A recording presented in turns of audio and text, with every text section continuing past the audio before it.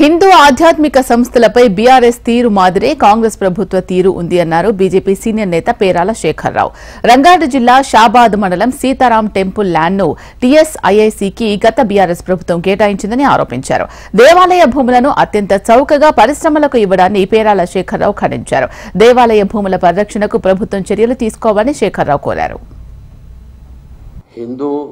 దేవాలయాలు హిందూ ఆధ్యాత్మిక సంస్థల విషయంలో గత బీఆర్ఎస్ ప్రభుత్వం ఎటువంటి అన్యాయాలు అక్రమాలు అయితే చేసిందో ఇప్పుడు ఉన్నటువంటి కాంగ్రెస్ ప్రభుత్వం కూడా అదే రకమైనటువంటి అక్రమ మార్గాల వైపు వెళ్తుండడం అనేది నిజంగా చాలా దురదృష్టకరమైన అంశం.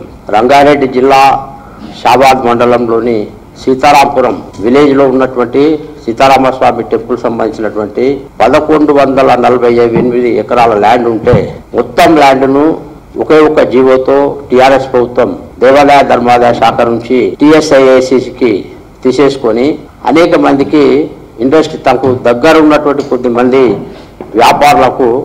వ్యాపార సంస్థలకు ఆ యొక్క ల్యాండ్ను దారదత్తనం చేయడం వాళ్ళు ప్రారంభించారు. అదే దారిలో టీఆర్ఎస్ ప్రభుత్వం దారిలోనే కాంగ్రెస్ ప్రభుత్వం కూడా అదే ల్యాండ్స్ను ఈ మధ్య కాలంలో ఇంకో ఇద్దరికి కాంగ్రెస్ ప్రభుత్వం కూడా దారాదత్తం చేస్తున్నది.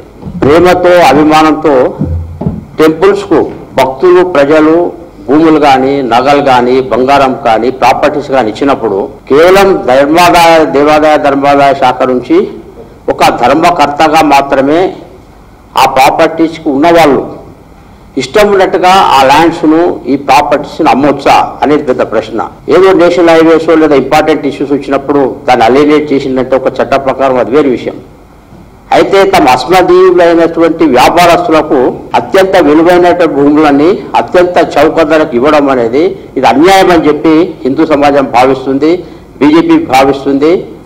ఈ దేవాదాయ ధర్మాదాయ శాఖ యొక్క వ్యవహారాల గురించి టెంపుల్ ల్యాండ్స్ టెంపుల్ ప్రాపర్టీస్ విషయంలో రాష్ట్ర ప్రభుత్వం యొక్క పాలసీలను విచారించి ఒక ప్రత్యేకమైన పాలసీ ఏందనేది మీరు తెలియజెప్పాలని చెప్పి హిందూ సమాజం బీజేపీ కాంగ్రెస్ ప్రభుత్వాన్ని మేము కోరుతున్నాం.